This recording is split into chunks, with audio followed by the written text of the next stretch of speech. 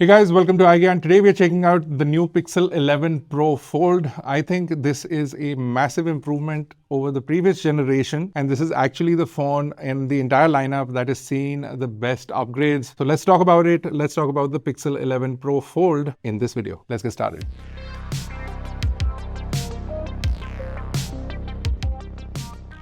Overall specification and design has improved. The phone has actually become pricier. Last year it was 14,000 rupees cheaper. This time around it is 186,999 in terms of its price. But we are seeing a massive improvement in terms of its overall weight, down to 236 grams. It is extremely lightweight in comparison to the previous generation, and it is also slimmer. So it's lost about 0.7 millimeters. So it is 10.1 millimeters in terms of its thickness, and you can see it physically as well, and it feels really nice. So it is about the thickness of a standard size phone, which is really impressive to say the least. The outside display also sees a massive improvement because this is now a 6.5-inch display versus a 6.4-inch display. It means that the bezels are smaller and they look nicer as well. So we are seeing an upgrade there. But also the display is a Super Actua display. So it's an LTPO OLED with a smooth refresh rate from 1 to 120 Hertz. Great for as an always-on display. Excellent battery life and overall performance upgrades is what we expect to see, and thanks to the newer chip as well. We'll talk about that. So brightness sees a bump as well, but only on the peak side, while HDR brightness or typical brightness remains at 2000 nits on the front glass. Peak brightness goes up to 3600 nits, so a bump of about 600 nits there. And they've replaced the Gorilla Glass 2 Victus here, Victus 2 here, with a ultra durable ceramic glass. So should last much longer, should be more resilient. We'll have to wait and see. We'll have to find out.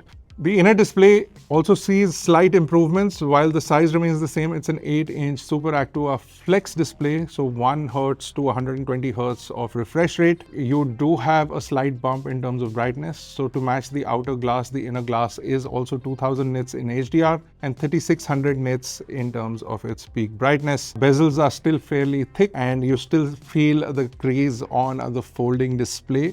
But overall slimness of the phone is what I actually prefer versus the previous generation of the device. Now on the inside, of course, is going to be the Tensor G6. It has newer C1 cores, so 1 C1 performance core and 6 C1 Pro cores.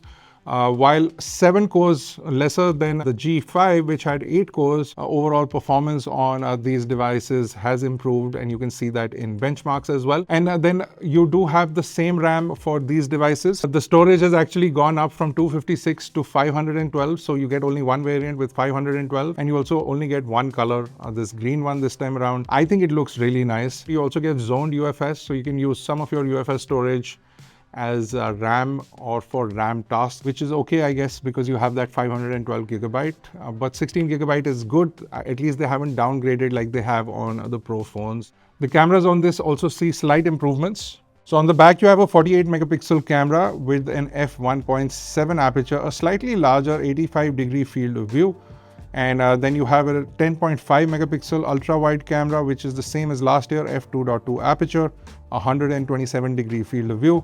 And for telephoto as well, you have a 10.8 megapixel dual PD camera, f3.1 aperture, 23-degree field of view with 5x optical zoom.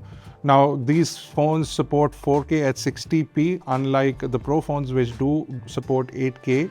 Just like the Pro phones, the Pixel 11 Pro Fold also has the HiLight feature, which will turn on anytime somebody in your favorites calls you or anytime you engage with Gemini, as long as your phone is flat on the table facing down. So very specific requirements to have that light turn on, but also the fact that there is no real control for the HiLight feature, and at the moment you can't link it with anything else. It doesn't seem very useful to us, but we have also seen this feature many a times on other devices, especially from nothing.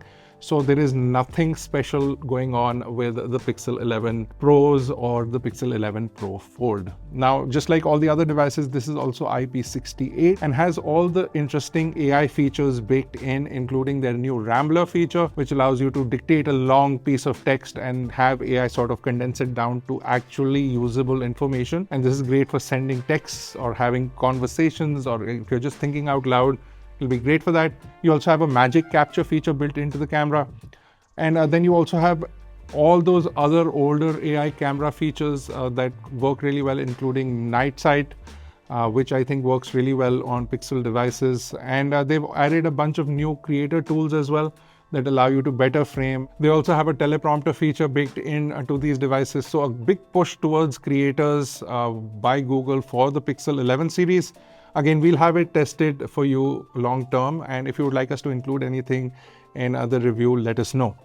For the battery, we are seeing a slightly lesser battery, but we are seeing faster charging. So faster wireless charging with 25 watts of wireless charging using Pixel Snap or any supported wireless charger. Also, we are seeing 30 watts of wired charging. While the batteries are physically smaller, Google claims that battery life is going to be longer thanks to the performance and efficiency improvements on the G6 chip. Again, something that we will test long term.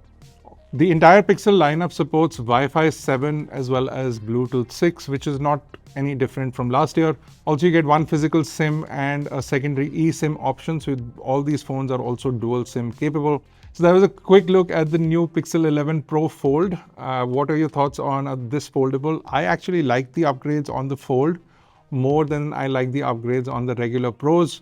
What are your thoughts? Let us know in the comments below. If you enjoyed the video, smash like, hit subscribe, and hit the notifications so that you get notified each time a video goes up. In case you have missed it, we'll have the video for the Pixel 11 and the 11 Pro linked in the description below, as well as on the top right, so you can go check that out if you missed it. And if you have any questions or queries, let us know in the comments below, and we'll see you guys in the next one. Take care. Bye.